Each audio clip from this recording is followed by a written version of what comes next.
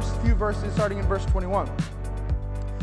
And when Jesus had crossed again in the boat to the other side, a great crowd gathered about him, and he was beside the sea. Then came one of the rulers of the synagogue, Jairus by name, and seeing him, he fell at his feet and implored him earnestly, saying, "My little daughter is at the point of death. Come and lay your hands on her, so that she may be well and live again." And Jesus went with him, and a great crowd followed him and thronged about him. And there was a woman. Okay, so that's the first story. Now we're going to the second story. And there was a woman who had a discharge of blood for 12 years. That's older than some of you in this room. And who had suffered much under physicians and had spent all, everyone say all, had spent all that she had and was no better, but rather grew worse. She had heard the reports about Jesus and came up behind him in the crowd and touched his garment. For she said, "If I can touch his garment, I will be made well." Here's 3 reasons why we need desperation. The first one is this: desperation leads us to go against all odds. Desperation leads us to go against all odds. When you look at this woman's situation, she's literally going against everything. It says that she spent everything that she had, every dollar that she spent. She had spent on physicians and doctors and all types of rituals to try to be healed of this disease that caused her to bleed, but nothing worked. In fact, it said she just grew worse. And this isn't even my notes, but how many of you feel that way? You feel like you've tried everything, but you're not getting better, you're getting worse. You're trying to make connections, you're trying to build relationships, you're trying to fit in and find where you belong, but you feel even further back than you felt a year ago. And so this woman, literally everything that she had, all of her energy, all of her resources, she sold all of her possessions to find healing, and she didn't find healing. So she has that going against her. The second thing is in this culture, if you had a sickness, especially an issue like this, you were considered unclean. So this woman, I mentioned it earlier, would have been rejected by society, would have been an outcast, would have had to live outside the town. People would have probably recognized her as the woman who's had this issue, because you know how small towns are, right? People talk. People know that this woman, she shouldn't be around other people. So she was already an outcast and then had to somehow get into this huge crowd, hoping not to be seen. I can imagine her covering her face, keeping her head down, saying, "I hope no one sees me. Because if someone sees me, they're going to tell me to leave. They're going to tell me to get out of here." And I can imagine her just thinking, this is never going to work. I'm never going to get to him, but I have to try. Because if there's just a small chance that I can touch his garment, I'll be made healed. So that's going against her. People recognizing her, knowing that she's the woman with the issue of blood. And then on top of that, you have thousands of people surrounding Jesus.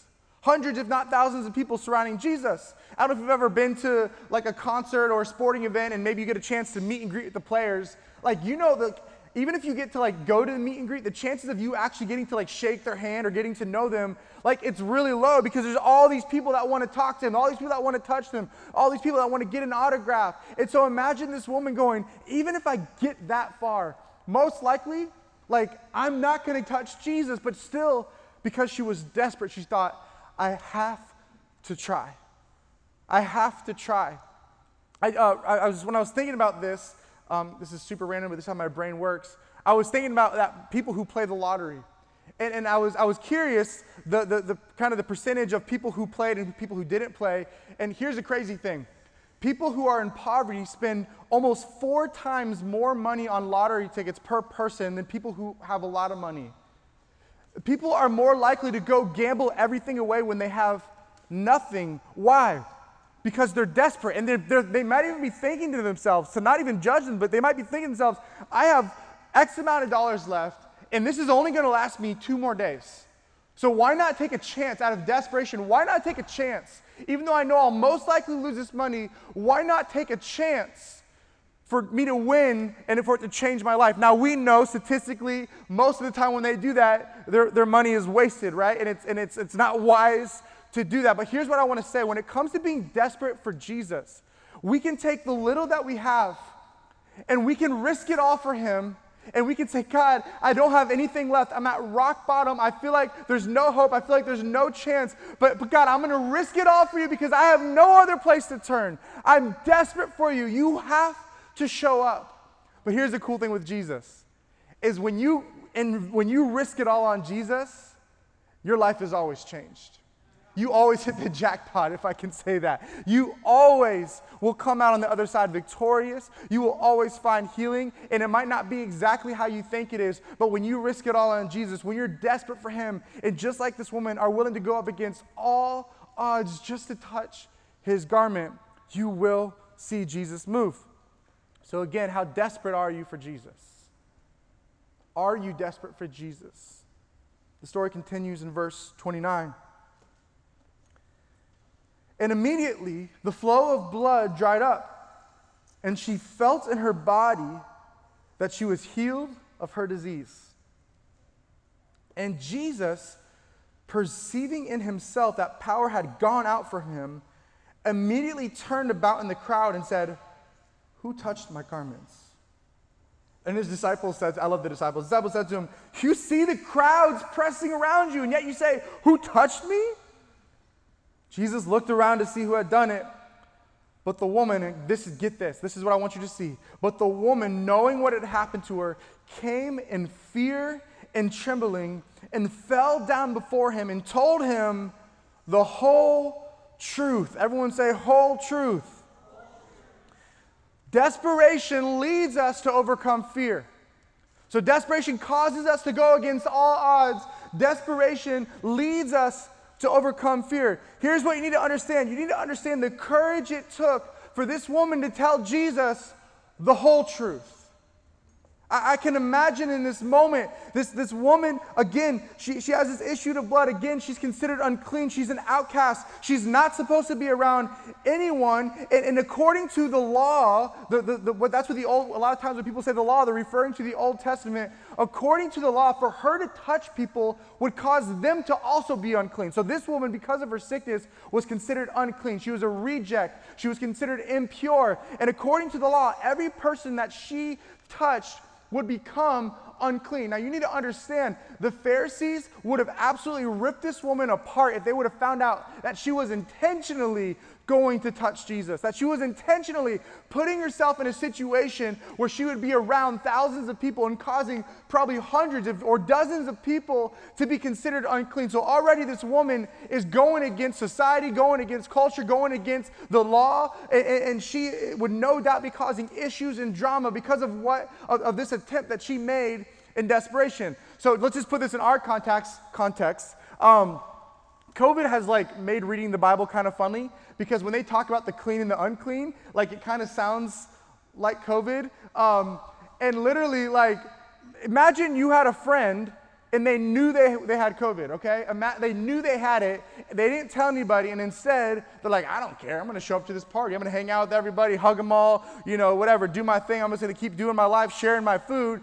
If you found out that friend, how mad would you be, right? You'd be ticked off. Dude, do you even care about people? The fact that you're going to step into this social environment knowing you have it? That's messed up, bro. Well, that's, in a sense, kind of what's going on here. If people found out, knowing she was unclean, put herself in a situation to have contact with all these people with the intentions of touching Jesus, this would have had huge consequences for her, potentially even giving up her life for this. And then she beats all odds.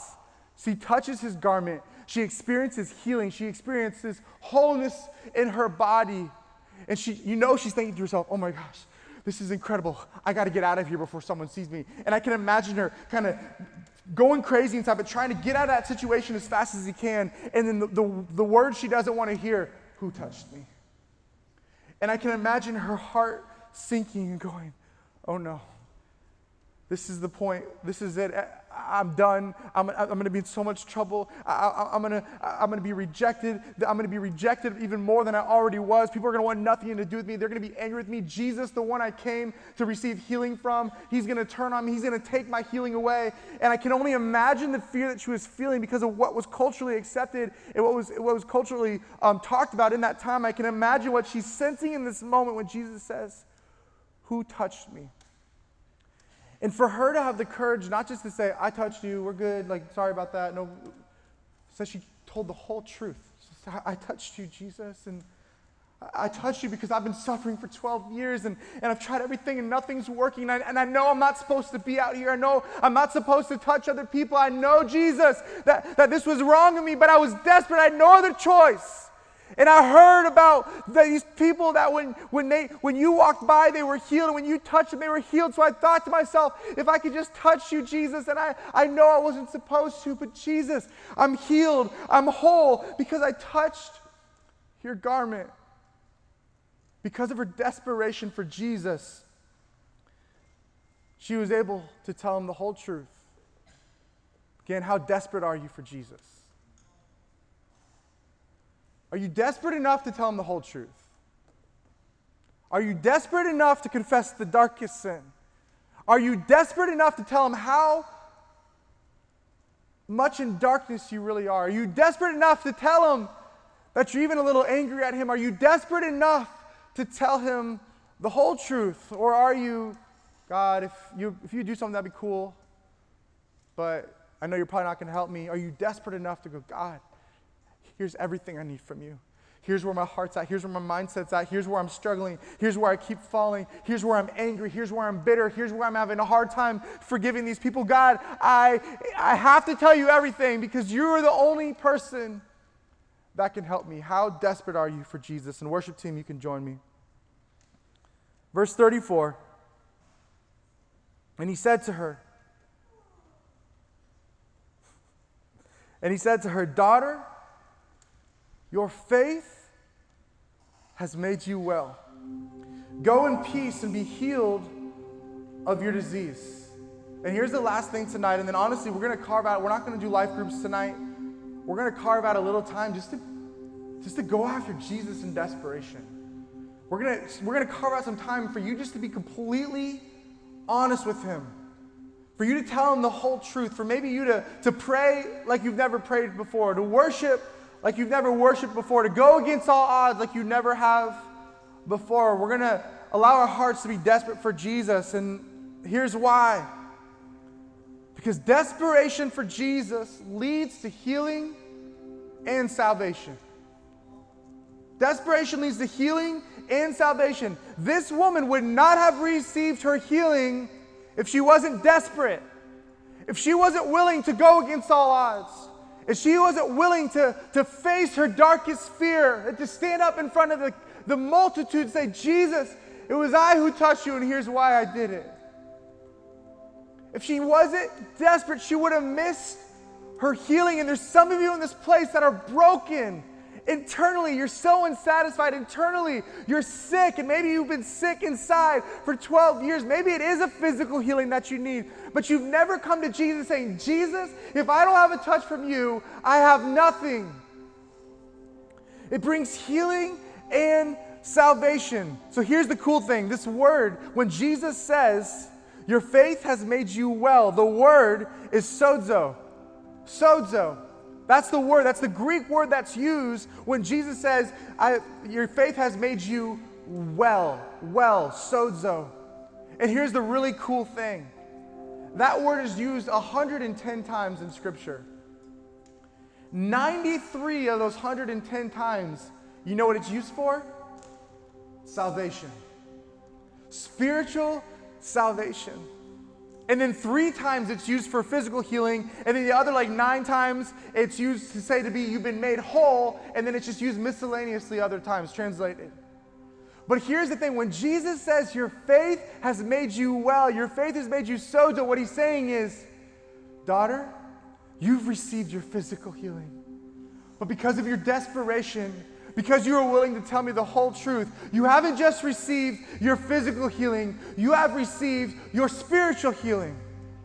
You have been satisfied in the flesh, but your soul is now satisfied. When you go to Jesus and with a desperate heart for the things in the physical, what he will show you is that he's not just enough for your physical situation, he's enough for your eternal situation. I use this verse all the time, but the Bible says we can cast all our cares upon him because he cares. So you can cast your physical desires, your physical needs on him with desperation. But when you do that, you will experience sozo. You will experience a physical, but also an eternal salvation. Isn't that cool? Because of this woman's faith, she received healing in the physical, but also healing in the spiritual. So let me ask you again, how desperate are you for Jesus? Hey church family, thank you so much for watching this message. We hope that it impacted your life. It transformed your heart because you had an encounter with Jesus through this message. We love you. We want you to know you're always invited to join us on Wednesday nights at 7 o'clock here at First Assembly. With that being said, have an awesome week and we cannot wait to see you soon.